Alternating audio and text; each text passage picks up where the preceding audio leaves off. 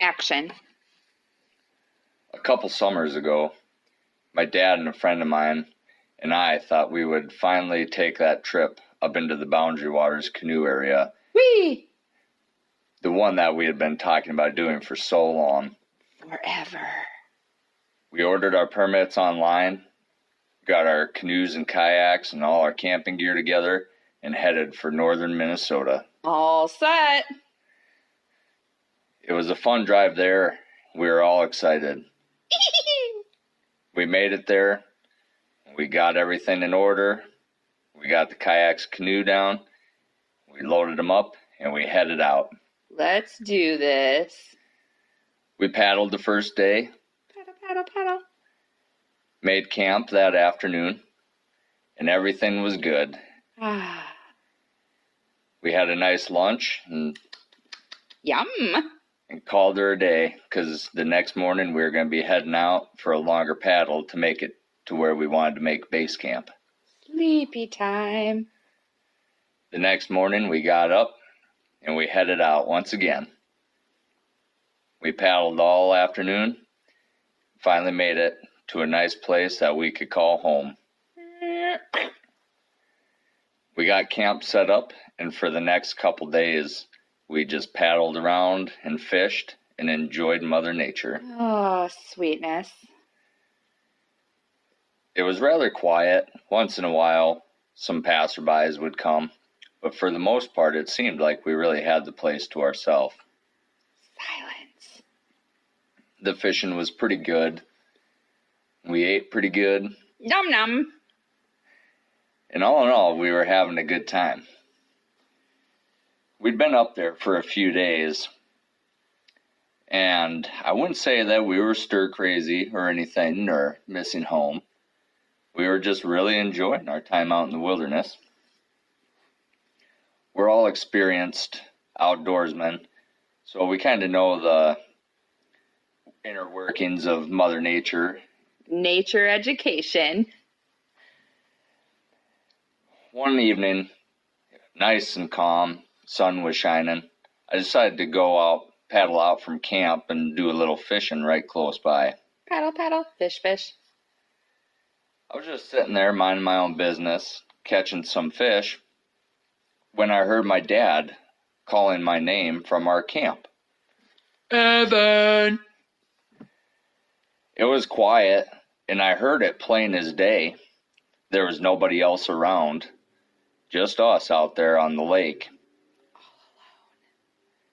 And I know that sound can travel through there real easy from other places farther off, but this sound was my dad's voice, and it came right from camp.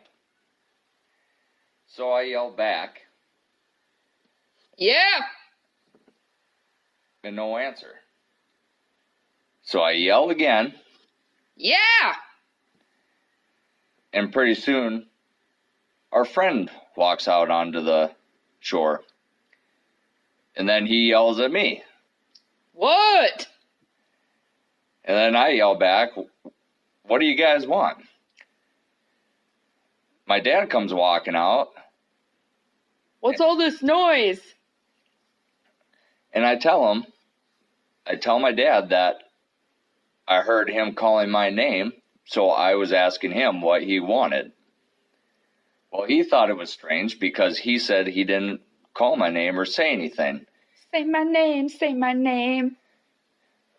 Our friend, Josh, who was with us, he then proceeded to tell me that he had come over because he had heard me calling his name, which, although I was yelling to my dad, I had never said his name, but he had clearly heard me yelling his name. What the? So now we're all a little confused as to what's going on. There's nobody on the lake. We didn't hear any other noises at the time. We were distinctly hearing each other calling each other in our voices. Makes no sense. So we kind of shrug it off, and Shrug. I just go back to fishing, and they went back to doing whatever they were doing at camp. Whatever we're doing. And a short time later, I hear some canoers, or what sounds like some canoers or kayakers, coming up the lake. I hear what sounds like somebody stepping around in a canoe or kayak.